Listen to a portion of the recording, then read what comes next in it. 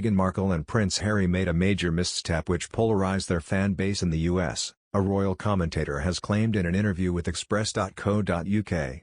Meghan Markle announced the launch of her new podcast, Archetypes, this week. The Duchess of Sussex plans to talk to experts, historians and women who have experienced being typecast.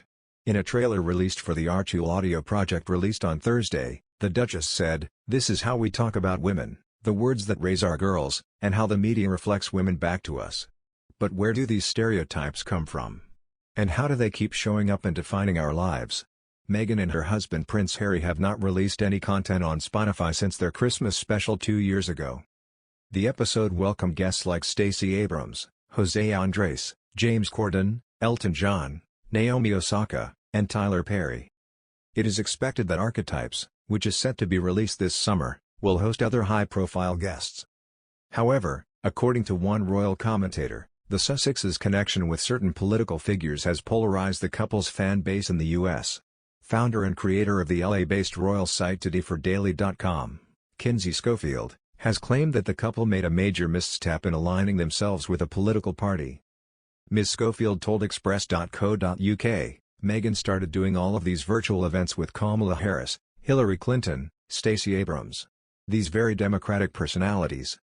They do the time special where they are clearly endorsing Joe Biden without blatantly saying his name. You really saw the split in the States. People just, royalists, were like, they are so breaking the rules and we don't like this. And then anybody who wasn't on the Democratic side of things, also thought, why are these two telling us who to vote for? And hanging out with Hillary Clinton and Kamala Harris? So I feel like they made a major misstep there in immediately aligning themselves with a certain political party. I think that was a huge mistake. Last year, Meghan penned a passionate open letter to Speaker Nancy Pelosi and Senate Majority Leader Chuck Schumer to advocate for paid family leave. Soon after, it was reported that she had cold-called at least 2 Republican senators, Shelley Capito and Susan Collins, about the issue. More recently, Meghan and Harry published a statement on their Archewell website, saying they stand with the people of Ukraine after Russian forces invaded the country. However, their comments on the Ukraine-Russia crisis came under fire from some fans, as traditionally members of the royal family remain politically neutral and do not provide a public opinion on contentious issues.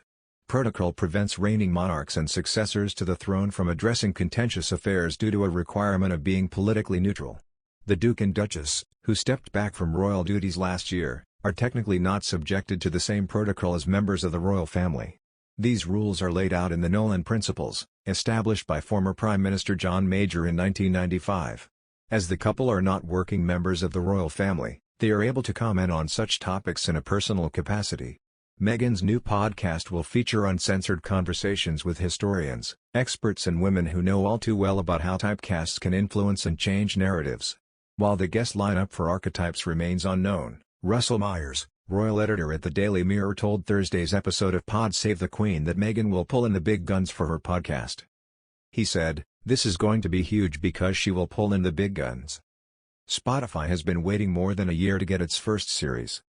Spotify's production deal with Prince Harry and Meghan Markle will finally result in a podcast series this summer with the launch of Meghan's first show. The series is long overdue. Spotify signed a deal with Harry and Meghan's production company, Archewell Audio, in December 2020 to produce and host podcasts for the service, but it's so far only resulted in a single one-off episode. It also seemed like the deal could be on the rocks. In January, as Spotify was being scrutinized for its deal with Joe Rogan, Archewell Audio released a statement saying it had raised concerns to Spotify about the all-too-real consequences of COVID-19 misinformation on its platform. Around the same time, Spotify was reported to be pressuring Archewell to deliver on something after a year with nothing to show. Now it seems Spotify has smoothed things over, and worked out a production schedule.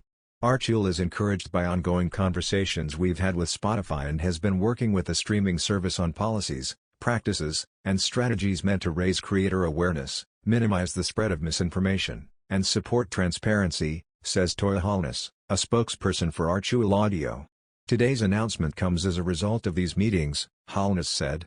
There are no details yet on what the series will be about, but there is at least a summer launch timeframe.